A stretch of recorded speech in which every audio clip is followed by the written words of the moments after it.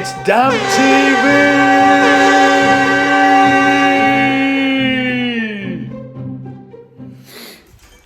How we going? Damp Sam here. Day one at Cathill Farm. So this is our job for this week. And like buses, they all come along at once. So I've not done a waterproofing job for till that last couple for quite a long time. And we've got two smacking a line next to each other. Big into coincidences. And it's just a massive coincidence that we've not done this work for ages and it's 2 3s come along at once. Exactly the same. So, what are we doing? This is garage part of the house. Now, this wall, all the way on, right down to that side, is all earth retaining. And outside here, it's boggy as all. There's water runs down here, so they've obviously had a problem with water retaining on that back wall.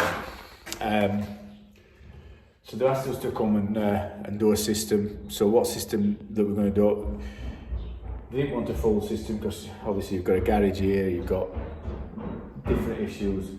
So what we decided to do, put a channel in here, all the way on, and the water pump as retaining wall. Channel in here, channel returned at end. We're going to put a render on wall. So there's a earth retaining render on wall. There's going to be a type A system goes on top of that, which is going to be sprayed on with a compressor. And then we're going to have a membrane on here. It's going to be plugged, sat into the floor, similar to the last job that we did at Poggy. So any water is going to stay behind membrane. It's going to go into the channel and it's going to run out, and then they're going to take it from outside here. They're going to take it. They're going to dig a trench, and it's going to run to a soakaway, and that'll manage any water that comes into property. So this day one, we got them to prep this channel to cut it out. If you remember on last video, we cut it out ourselves. It's a ball ache, but they've got like their own guys here. We tell them what to do. We left them some drainage channel here to use as a guide. They've cut it to right depth, so we're all set to go.